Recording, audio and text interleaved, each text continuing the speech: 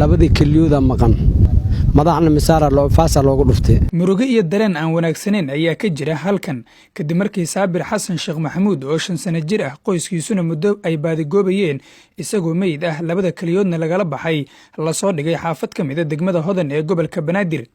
ehelka Saabir iyo dadka degan xaafadda la yiraahdo Buulo Eelay ee degmada Xamar Jajab ee isla gobolka Banaadir oo aad uga murugaysan waxa dhacay ayaana galabta aasay dhacdadan oo aan la ogeyn cidda geysatay ayaa ah mid naxdin ku beertay dadka deegaanka waxayna isweydiinayaan sababta kaliftay dhibaateynta saqiirkan aabbaha dhalay Saabir oo wajigiisu ay ka muuqato xanuunka arintan foosho xun lana yiraahdo Xasan Sheekh Maxamuud oo aaska wiilkiisa kadib la hadlay TV-ga Dalsan ayaa waxa uu sheegay in wiilkiisu uu ka maqnaa muddo ku dhow 16 cisho ayna ugu xigtay maqnaashihiisa arintan naxdinta leh unugan wuxuu lumay waa sabtigi hadda aan soo dhaafan sabtigi 15 bari maqnaay maanta 16 ku tahay unugi adiga intaas markuu maqnaay intaas aan raadinay unugi maanta ayaanteeda aniga hadda ma toosin karaa si lama filaan unugi loo galay marka kulli macnaa dargaas wixii ilaahay waa wixii qornaay dhaceen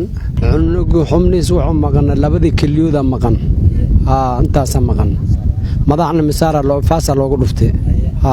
meesha laga halay waa CAD digfeer geeskis asoo meyd oo lugta macnaa koronto u xiran tahay 5 jir ahay xaafadu waa beri dhanka otoota kulme Aabe Xasan ayaa inoo sheegay in loo sheegay in xarunta dambi baarista ee CID-da ee magaalada Muqdisho lagu hayo rag uu sheegay in halkaas ay geeyeen meydka Saabir dowladda federaalka ah ee Soomaaliya ayuu ugu baaqay in baaritaan degdeg ah la sameeyo si cadaaladda loo horkeeno dambiilayaasha falkan foosho xun geystay nimankan hadda ilaa aan hadda ma arkin waa la qabtay leeyahay oo CID-da cunugaada macna meydkiisa anoo macna dargaas joogsiinay isgooskiisina joog intaas maqlay markaan imaadeen macna si lama filaan wiligay aan arkin 45 sano jira aan ku arkay waa nimanka meydka keenay la sheegay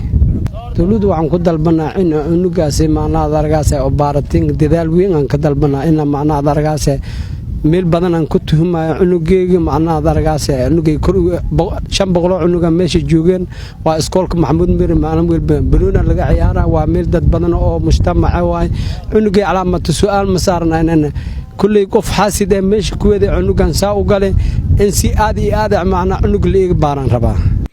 dhacdooyinka argagaxa leh ee la midka ah midda qabsatay qoyska Saabir ayaa ah dhacdooyin xanuunkooda wata oo mararka qaar ka dhaca magaalada Muqdisho iyo qaar ka mid ah gobolada dalka